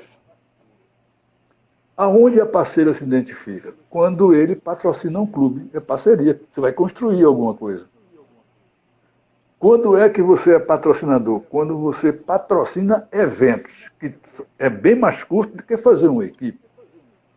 Acabando as equipes, acabou o patrocínio. E isso vem antes da pandemia, Douglas. Lembra que a proporção é sai 5, entra 1, sai 10, entrou 5 em 2 anos. Isso já vem de uma coisa muito larga. Eu acho que a solução nossa é partir para algo semelhante ao que tem nos Estados Unidos, sem deixar de ter a Superliga. É melhorar as competições universitárias. A exemplo do que tem nos Estados Unidos. Não é só a quadra, a filosofia de trabalho, que o cara primeiro tem que ser estudante, mas para entrar lá tem que ser atleta, senão não consegue a bolsa. Isso já é uma valorização, ser atleta, né? Por exemplo, tem muito menino no high school que pensam em ir para a universidade, que lá é caro, né, meu? E eles vão conseguir bolsa. Nós temos uma menina que é filha até de uma ex-atleta minha, a Michele, que levou o Claudinho para lá.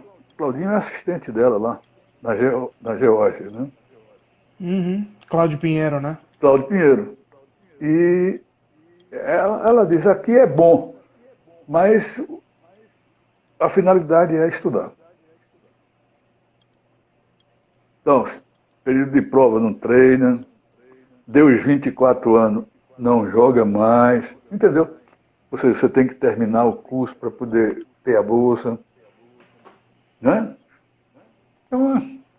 É uma coisa que eu acho que a gente podia fazer isso, Nandor. Já tem muita faculdade particular, tem muita já. Dá para fazer.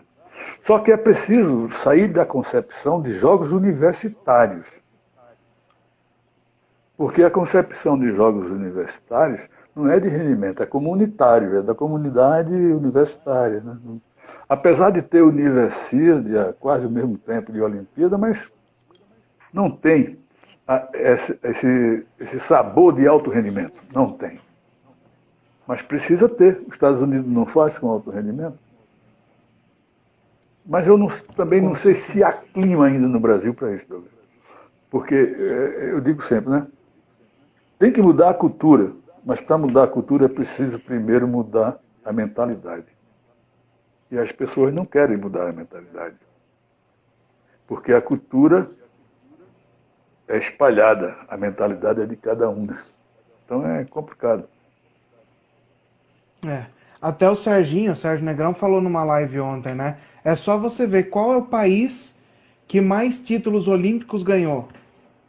No geral, principalmente. Estados Unidos, certo. Qual o modelo deles? O modelo que você acabou de falar, né? Exatamente. A Sil até lembrou dessa fala do Serginho, eu assisti essa live ontem também com a Simone. Que bom. Jô, qual a história mais engraçada que você tem na sua carreira? Tu jura que tu quer que eu diga isso aqui? Não, uma história que você possa contar antes da meia-noite. Douglas, vamos jogar em Colatina. Ó. Aí tinha Banespa, tinha Brasil, Flamengo, estava todo mundo jogando lá. Vocês conhecem Colatina, né? Lá no Espírito Santo. Aí tinha um aniversário da mulher do prefeito. Não a mulher, mas o secretário. Olha, professor, a gente vê aí o comportamento da sua equipe, os senhores estão convidados aí para o aniversário que vai ser lá numa boate, não sei de onde era. Tá bom. Fomos. Aí, antes de sair do hotel, os meninos da Transbrasil queriam ir também.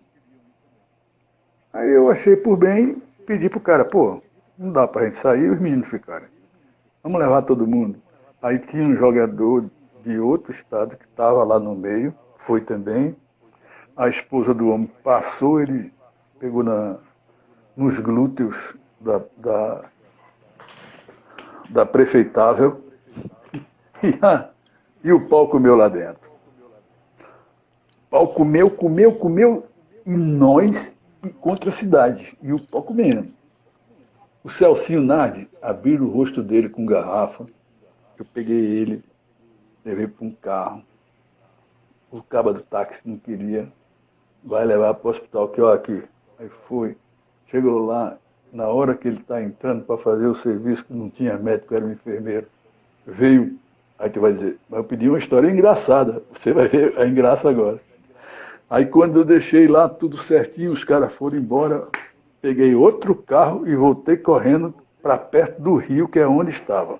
Aí eu encontro o falecido Luizão, forte, ajoelhado dentro d'água, e o cara com o revólver para a cabeça dele, e ele dizendo assim, não mato não, eu tenho muitos filhinhos, pelo amor de Deus. Aí quando ele viu e me chegou lá, disse, Jô, tu não diz que é macho? Resolve essa. Olha, essa foi realmente a mais engraçada, contável.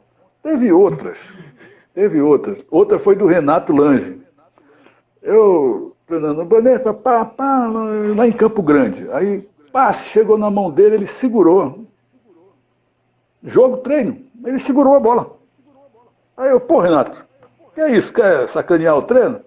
Ele disse aí não, João, deu tilt. Aí eu olhei pro Agostinho e disse, Tinho, o que é tilt? Que aqui no Nordeste ninguém fala isso. Que diabo é tilt? Pronto. Aonde eu chego é tilt. Ficou engraçado. E tem outras que eu não posso contar, porque uns casam, outros mudam de time. Eu não vou contar, não vou contar, não. Melhor não. É melhor não. O seu programa está tão bem respeitável, eu não vou contar. Viu? Uns viram bi, né? Que dirige masculino e feminino, como você diz. Eu comecei, mas não virei. Né, não vai. Ó, tu tem visto Cabeça? Cabeça, tenho falado com ele direto, sempre falo com ele. Eu mandei um abraço para ele. Gente muito fina. Digo sim, com certeza. Ele merece esse abraço. Aham, pode deixar que eu digo sim. Jô, e você sempre foi técnico de muitas estrelas, né? Como você administrava essas crises internas, as vaidades e tudo isso? Olha, eu tive muita sorte, Douglas, porque eu não me lembro de nenhum problema com estrela. Por estrelismo. Eu me lembro por comportamento, mas de estrelismo, de ser absoluto, querer tudo para si, eu que sou bom. Eu nunca tive, nem com masculino, nem com feminino. Nunca tive. Talvez, diz Dema, né, que é meu fiel escudeiro, que eu trabalho muito essa parte social, sabe, Douglas? Primeiro eu formo um grupo, para depois formar um time. Aí não deixa acontecer isso com muita facilidade. E os que queriam, eles mesmos tomam conta da parada, entendeu? Não tem problema não. Em masculino eu criava os mentores, né? E tinha um grupo, por exemplo, Douglas será o mentor daqueles 5. Como é que eu escolhi que é Douglas? Porque Douglas tem mais habilidade, tem mais efetividade e afetividade com aqueles 5. Então Douglas vai ser o mentor deles. E a gente tinha reunião, Jô, tu precisa maneirar com fulano. Entendeu como é que é? Tudo isso forma um grupo, Douglas. Mas hoje todo mundo só quer saber de estatística. Tem que trabalhar o ser humano, senão não tem estatística, Douglas. É um trabalho conjunto, né, Jô? Trabalhando o ser humano, pensando lá desde o começo, na formação do caráter, usando o lúdico para ele adquirir a paixão pelo voleibol e vir trazendo isso no decorrer da evolução, né? Aí anima qualquer um a fazer vôlei, mesmo sem dinheiro. Porque, Douglas, existe quantos tipos de voleibol? Você sabe dizer? São 3, né? 6 contra 6, 2 contra 2, e qual é o outro? O sentado. São 3 tipos. O resto é decorrência de cada um deles, tá certo? Quantas pessoas tu acha que jogam voleibol no Brasil? Não dá 20% das que jogam voleibol nos Estados Unidos, que o voleibol é o 5º ou 6º esporte de lá. Só se joga voleibol mesmo na Califórnia, rapaz. Entendeu, Douglas? Mas eles fazem acontecer. Criam medidas competitivas com formas diferentes de competir para atrair pai e mãe. Dia dos pais. Os meninos dirigem o pai. Dia das Crianças é o contrário. Nós precisamos sair daquela coisa, eu tenho que ser campeão olímpico trabalhando com crianças, né? Aí não vai dar certo. Os meninos vão demorar para chegar numa Olimpíada e são trabalhados hoje como se fossem para uma. Me desculpem os colegas, porque eu sei que isso é decorrente da competitividade da profissão, que precisa também ser encarada, né? A gente está sempre pensando no atleta e está pensando pouco no profissional que está trabalhando nesse atleta. Não é só dar formação para ele, é dar informação de como trabalhar o conjunto para que isso venha a florar. E que não pode ficar na mão dele, ele tem que atrair pessoas que venham dirigir essa parte por fora. Porque, Douglas, eu te digo uma coisa, se eu não tivesse amigos que me dessem essa força, eu não teria chegado onde cheguei, pô. Nunca fiz nada sozinho, nada. Tem algumas coisas, mas eu não posso contar, mas tudo bem. Era fumado. O momento mais marcante na sua carreira, qual foi? Douglas, foi quando, em 1980, eu adentrei ao Estádio Olímpico de Moscou. Você falou de 80, achei que você ia falar que foi quando eu nasci. Você é de 80, Douglas? Sou de 80. Tá vendo? Você é meu moscozinho. Então, Douglas, porque tu sabes como é que o Brasil foi, né? O Brasil foi porque o Peru não foi. Tá certo? Japão não foi. Tá certo? Então, surgiu o convite. 20 dias faltavam. Corre atrás de quê? De documentação para poder viajar, que era uma polisculhambosa. E aí fomos. E eu digo, rapaz, eu estou numa Olimpíada, cara. Pelo amor de Deus. Quando foi na entrada da delegação do Brasil, que eu vi aquele ursinho, Douglas, pelo amor de Deus. O ursinho lá, com aquelas... Né? O Misha, o ursinho Misha. Pelo amor de Deus. Rapaz, olha, eu chorei, Douglas, tá bom? Eu dentro do estádio, perfilado para esperar a abertura, aquilo foi a coisa que mais me embeveceu na minha vida como desportista. Foi a Olimpíada de Moscou. Depois eu assisti outras, mas eu não estava dentro do estádio. Lá eu estava dentro do estádio, né? Tanto que hoje eu sou homenageado, como fui ontem, pelo Dia Olímpico, porque eu participei de Olimpíada e todos são homenageados. Tudo bem. Não sei se você achava que seriam alguma coisa assim. Você pensava que seria um mundial, alguma coisa desse tipo, né? Mas a emoção, Douglas, de uma Olimpíada, ela é emblemática, Douglas. Ela não envolve resultado de jogo.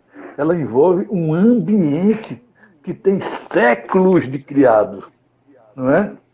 A Grécia Antiga, e como foi, como não foi. Aquilo me deixou...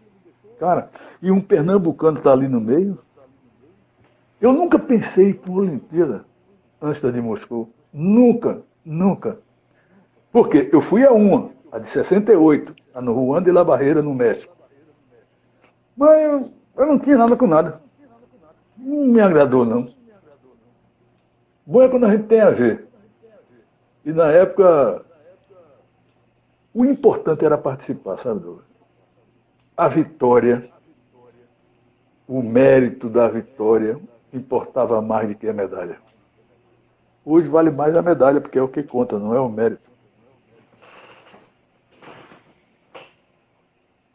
Você está balançando a cabeça assim? Eu acho que você quer terminar. Não, eu fico aqui. Eu passo a noite aqui escutando você falar. Eu estou encantado com as suas histórias. Eu estou achando que Dona Encrenca está me chamando aí. Ela disse, do Rio você já tinha acabado, mas eu já tinha feito 1 hora, há 2 semanas atrás. Aí, por alguma coisa, a internet caiu, pode marcar outra. Ele pegou, marcou, foi quem antecedeu. E o pessoal, depois eu te mando o que eles escrevem. Pô, mas como pode só 1 hora contigo, tem que levar mais. Porque... E só se fala de assunto técnico, entendeu? Eu digo, Aí ela tá meia. Eu tenho uns coração assim subindo. Eu acho que não é Diana, não. Se ela tá brava, não deve ser Diana. Deve ser da Diana do Pastoril, que tem de todas as cores aí. Mas vamos, Douglas, Ai, vamos vamos. chegando Sério, no amigo, finalmente aqui vamos. então. É porque você tinha Jô, me dito, né, que só tinha um tempo. Lembra que eu te falei da hora da gente começar? Tu hoje tinha lá. era uma hora, né? Era uma hora, era uma hora. Vai, Douglas, fale. Vamos lá, Jô. Um jogo que você gostaria de esquecer na sua carreira?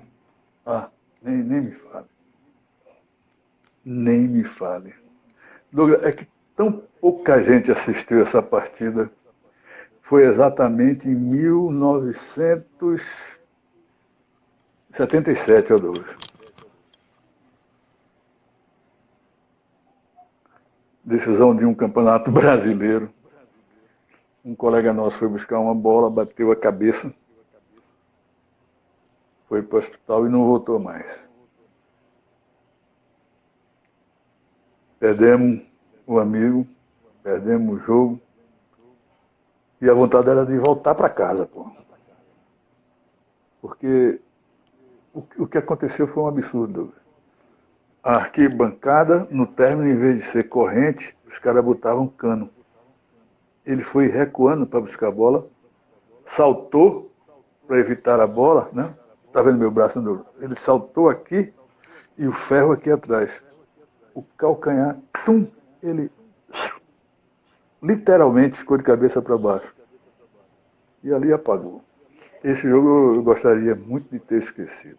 Agora, com relação ao jogo mesmo, foi Peru, o time do Peru e o time do Paulistano, decidindo o Sul-Americano. Onde foi o Sul-Americano? Em Lima, no Peru. Porra, torcida agressiva pra Cacilda. Já estava me irritando. E as meninas impedidas de jogar direito. Né? E eu me irritei além da conta. Perdi a cabeça. Perdi a cabeça. Tinha cara passando a mão na bunda das meninas quando recuava para sacar, entendeu? Aí eu fiz de conta que ia buscar uma bola, vi qual foi o cara. Aí fui lá e dei um beijo nele. Aí, tudo certo. Esse dia me deixou chateado. Porque eu perdi o jogo porque eu perdi a cabeça. Se eu não tivesse perdido a cabeça, a gente podia ter ganho. E eu perdi literalmente a cabeça. Mas aprendi. Agora pode pegar na bunda que eu não vou mais fazer nada. Não é isso. Mas, pô, me irritou mesmo, me irritou. E nós perdemos o jogo ali. E os árbitros. Eu te achava tão calmo. Eu disse, pegar na bunda da tua filha na tua frente, eu quero ver você ficar calmo. Pô. Não tinha filha, mas as tratava dessa maneira. Então, foi assim. E seu jogo inesquecível? Assim, de satisfação, né? Aquele danado Sim, de bom. positivamente, isso. Foi meu primeiro título como treinador de uma seleção estadual, Pernambuco. Ganhamos de todos de 3-0. Todas. Isso foi em janeiro de 71, Douglas. Foi minha primeira seleção. Eu só tinha 2 anos de técnico. 2 anos. E porque eu ainda era jogador. Eu não era um técnico. Eu era um jogador que, para ganhar dinheiro e jogar, ele precisava, ao invés de pagar um técnico feminino, me pagava. E eu fazia as duas coisas. Né? E esse jogo, para mim, foi contra São Paulo. Né? Nós vencemos todos os jogos de 3-0. Daquela época, quem jogou, Angélica. Lembra da Angélica, de Campinas? Não. Uma galega, rapaz, que é lá da Hípica. Ela é quem incentiva lá os torneios de Master em Campinas. Campinas, aí em São Paulo, Campinas. Sim, sim. Uhum. A Angélica estava nesse jogo. A outra, eu não lembro, mas era um grande time. Era um grande time de São Paulo. E era o campeão dos outros anos todos, né? Ganhamos também do Rio de Janeiro de 3-0, que era a outra. GG Beraldo, estão falando aqui. Isso, GG Beraldo. Isso mesmo. Né? Depois tinha a equipe do Rio, que tinha Angélica, uma negona forte, rapaz. Batia no quinto dos infernos, não, gente, é no quinto andar. Né? Batia bem firme a bola. Tinha um saque poderosíssimo. Tinha a Titila, que era uma grande jogadora. A filha de Busato, que era um grande árbitro. Aliás, o pai dela era Coronel Busato. O irmão é que era árbitro, Busatinho. Né? Enfim, foi um campeonato duríssimo. E o nosso recém-construído ginásio, conhecido como Geraldão, de 15 mil pessoas, recebeu mais de 20 mil. Tinha gente dentro da quadra, Douglas. Ginásio enorme. Tipo Ibirapuera, o tamanho dele. E olha, gente do lado de fora sem ter televisão, né? Sem ter nada na época. Em 71 não tinha TV fazendo jogo de vôlei. Mas a torcida foi e ficou do lado de fora ouvindo, pela Rádio Clube, a narração do jogo por Ivan Lima, que era o presidente da Federação Pernambucana.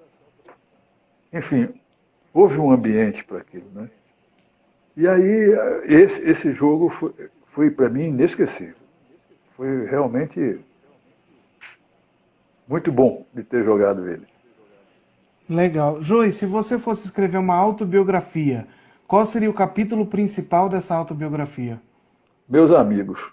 Só existem boas biografias se você começar pelos seus amigos. Porque se você deixar para colocar no final, você vai esquecer de algum.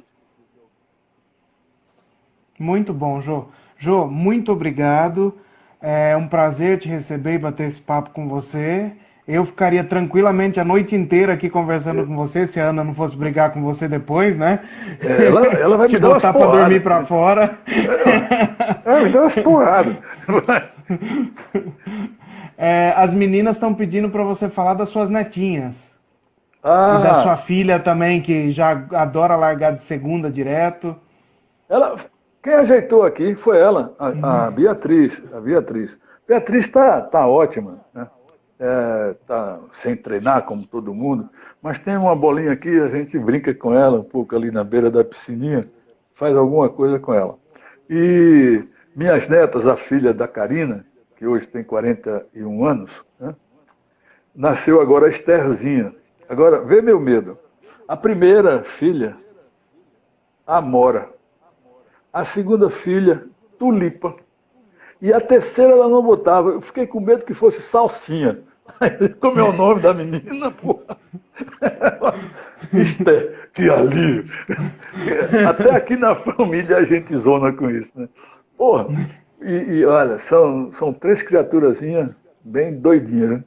Tem a Lana com 22 anos, mas essa não conta mais, né? Com 22 anos. Quer saber das netinhas, as meninas, né? Isso é a Andréa, né? Quer saber?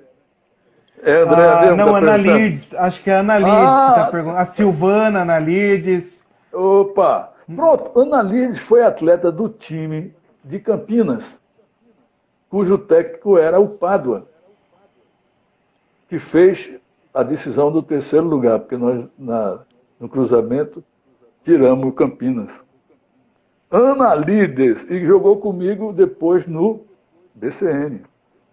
Amiga, fez curso comigo lá em Goiânia, a filha dela vive desde pequenininha, o filho também.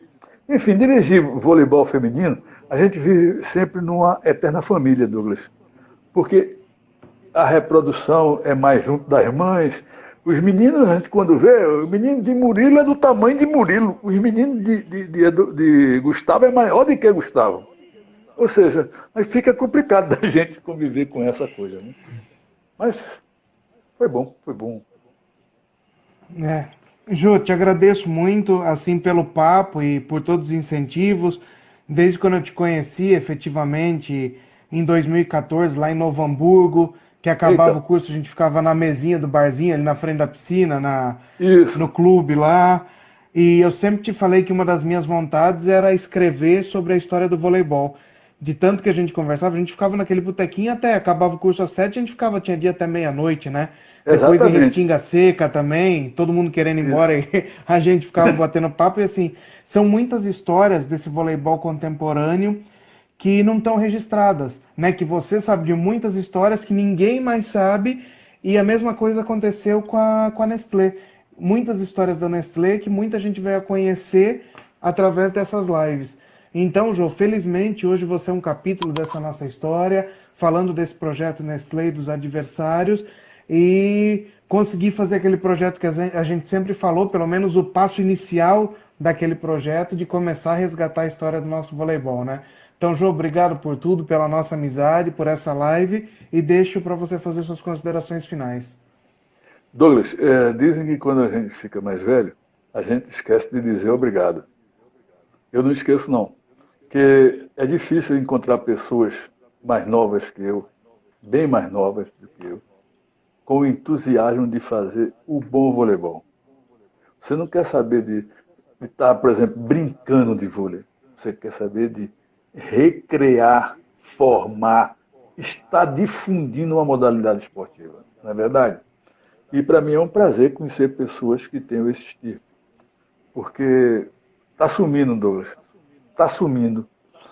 A competitividade está muito grande. Muito obrigado por você estar sempre nos dando uma força tremenda. Muito obrigado. E o que precisar para esse livro, eu tenho algumas histórias que eu escrevo e depois você faz a censura e bota o que você quiser. A gente põe uma tarja preta na frente para maiores de 18 anos. Eu agora estou escrevendo um livro, né? Que, aliás, uma parte de um livro que é de uma amiga nossa, e ela me pediu para escrever sobre o treinador de esporte, a escuta solitária. Rapaz, e eu tenho que entregar isso até o dia 19. Todo dia eu escrevo uma página. E todo dia eu rasgo duas. Entendeu? Porque são tantas coisas que vêm na cabeça da gente, Douglas, que você fica sem saber o que é mais importante de colocar ali. Entendeu? E eu, quando estiver pronto, eu te mando o trabalho de pesquisa que eu tenho com o voleibol do Nordeste, paulista e mineiro, tá? Aí eu te mando alguns dados importantes, como os clubes que disputavam, como eram as competições, coisas construtivas. Uma história que venha construir e não criticar ninguém. É a base da minha história, é fazer assim. Porque normalmente o pessoal pensa em escrever, era bonzinho, mas não tem mais, é bonzinho mesmo. Então, botar as coisas boas que cada um fez, porque muita gente trabalhou para isso. Antes de Nussmann e depois de Nussmann. Porque durante Nussmann ele venceu a todos e a todos. Não importa o que aconteceu. Eu tenho que reconhecer o que ele fez pelo voleibol do Brasil, que é onde eu trabalho até hoje.